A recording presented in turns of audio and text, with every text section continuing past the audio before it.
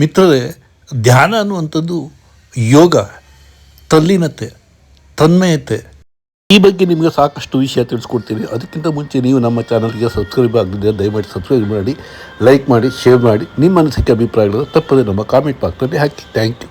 Involvement, ಮನಸ್ಸು, ಬುದ್ಧಿ, ದೇಹ, ಚಿತ್ತ ಎಲ್ಲವನ್ನು ಕೇಂದ್ರೀಕೃತಗೊಳಿಸುವಂಥದ್ದು. ಸ್ಟಾನ್ಸವಾಸ್ಕನೂ ಕೂಡ ಇದನ್ನು ಹೇಳ್ತಾನೆ, ನಾಟ್ಯಶಾಸ್ತ್ರದಲ್ಲೂ ಕೂಡ ಅದೇ ಬರುತ್ತೆ. ಧ್ಯಾನ ಅನ್ನೋದನ್ನು ಬರೀ ಆರೋಗ್ಯದ ದೃಷ್ಟಿಯಿಂದ ಅಷ್ಟೇ ನೀವು ನೋಡುವಂಥದ್ದಲ್ಲ.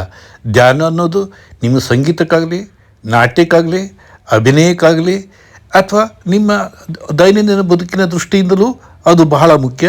ಅಧ್ಯಯನದ ದೃಷ್ಟಿಯಿಂದಲೂ ಈ ಈ ತನ್ಮಯತೆ ಅಥವಾ ಇನ್ವಾಲ್ವ್ಮೆಂಟು ಅಥವಾ ಈ ಧ್ಯಾನ ಅನ್ನುವಂಥದ್ದು ಬಹಳ ಮುಖ್ಯ. ಧ್ಯಾನ ಏನು ಕಲಿಸ್ಕೊಡ್ತದೆ ಅಂತಂದರೆ, ನಿಮಗೆ ಒಂದು ವಿಷಯದಲ್ಲಿ ಸಂಪೂರ್ಣವಾಗಿ ಏಕಾಗ್ರತೆಯನ್ನು ಕಲಿಸಿಕೊಡುವಂಥ ಒಂದು ವಿಧಾನ. ಮನಸ್ಸಿನ ಸ್ವಾಭಾವಿಕ ಕೂಡ ಅದು ಚಂಚಲತೆ. ಅನೇಕ ಕಾರಣಗಳಿಂದ ಅದು ಡಿಸ್ಟರ್ಬ್ ಆಗ್ತಾ ಹೋಗುತ್ತೆ, ಅದು ಡಿಸ್ಟರ್ಬ್ ಮಾಡ್ಕೊಳ್ತಾ ಹೋಗುತ್ತೆ. ಅಂಥದ್ದನ್ನು ನೀವು ಧ್ಯಾನದ ದೃಷ್ಟಿಯಿಂದ ಧ್ಯಾನದಲ್ಲಿ ಮಾಡುವುದರ ಮುಖಾಂತರ ನೀವು ಅದನ್ನು ನಿಮ್ಮ ಮನಸ್ಸನ್ನು ನಿಮ್ಮ ಹಿಡಿತದಲ್ಲಿ ಇಟ್ಕೋಬೋದು.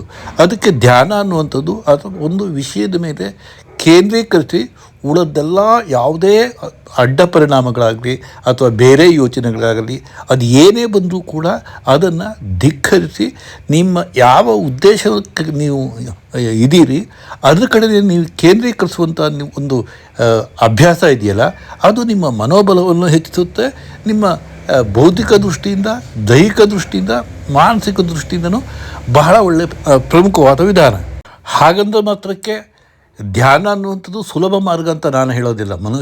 ಮನಸ್ಸನ್ನು ಹತೋಟಿಯಲ್ಲಿ ಇಟ್ಕೊಳ್ಳೋದು, ಮನಸ್ಸನ್ನು ಕಂಟ್ರೋಲಲ್ಲಿ ಇಟ್ಕೊಳ್ಳೋದು, ಒಂದೇ ವಿಷಯಾಸಕ್ತಿಯಲ್ಲಿ ತಲ್ಲೀನಗೊಳಿಸುವ ಆ ಕ್ರಿಯೆ ಇದೆಯಲ್ಲ, ಅದು ತುಂಬ ಸಂಕೀರ್ಣವಾದ್ದು ಮತ್ತು ಬಹಳ ಅದ್ಭುತ ವಿಧಾನ.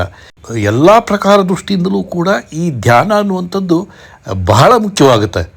ಪದ್ಮಾಸನವನ್ನು ಹಾಕಿ ಅಥವಾ ವಜ್ರಾಸನವನ್ನು ಹಾಕಿ ಮುದ್ರೆ ಉಂಗುಷ್ಟದಲ್ಲಿ ಕುಳಿತು ಬೆನ್ನನ್ನು ನೇರವಾಗಿಟ್ಟು ಕಣ್ಣು ಮುಚ್ಚಿ ಧ್ಯಾನಾಸಕ್ತರಾಗಿ ಒಮ್ಮೆ ನೀವು ಕುಳಿತು ಏಕಾಗ್ರತೆಯಿಂದ ನಿಮಗೆ ಅನಿಸಿದ್ದು, ಅದು ಶಿವನ ಧ್ಯಾನ ಮಾಡ್ತಿರೋ, ಓಂ ಧ್ಯಾನ ಮಾಡ್ತಿರೋ ಅಥವಾ ಒಂದು ವಿಷಯದ ಬಗ್ಗೆ ಧ್ಯಾನ ಮಾಡ್ತಿರೋ, ಆ ಏಕಾಗ್ರತೆಯಿಂದ ಅದನ್ನೇ ಸುಮಾರು 20 ನಿಮಿಷ ಅಥವಾ 25 ನಿಮಿಷ ಅಥವಾ ಅರ್ಧ ಗಂಟೆ ಹೀಗೆ ನೀವು ಮಾಡ್ತಾ ಹೋದಾಗ ನಿಮಗೇನಾಗುತ್ತೆ ಅಂತಂದರೆ, ನಿಮ್ಮ ಮನಸ್ಸಿನಲ್ಲಿ ಆಗುವಂಥ ಪಲ್ಲಟಗಳೇನಿದ್ದಾವೆ ಅವೆಲ್ಲ ಗೊತ್ತಾಗ್ತಾ ಹೋಗುತ್ತೆ. ಜೊತೆಗೆ ಉಸಿರಾಟ, ಇದರಲ್ಲಿ ಉಸಿರಾಟ ಬಹಳ ಇಂಪಾರ್ಟೆಂಟು.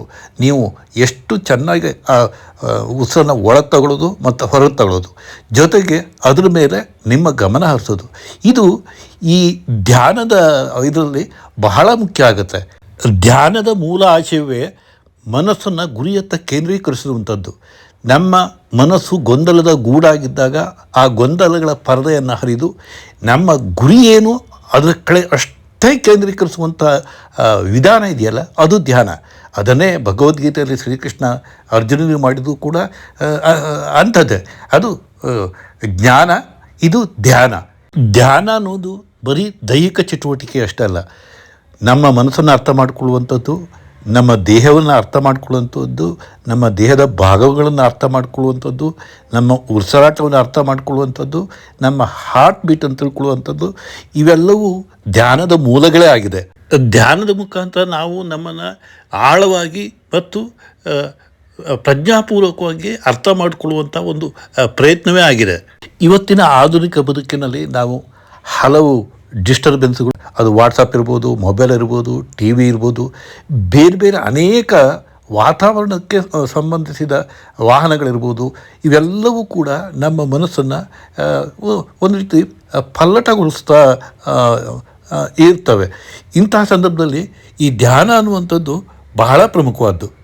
ಧ್ಯಾನ ಮತ್ತು ಕಲೆಗೆ ಸಂಬಂಧಪಟ್ಟಂತೆ ಮಿತ್ರರೇ, ನಿಮ್ಮ ಅನಿಸಿಕೆ ಅಭಿಪ್ರಾಯಗಳನ್ನು ತಪ್ಪದೆ ನಮ್ಮ ಕಾಮೆಂಟ್ ಬಾಕ್ಸ್ನಲ್ಲಿ ಹಾಕಿ, ಲೈಕ್ ಮಾಡಿ, ಶೇರ್ ಮಾಡಿ. Thank you.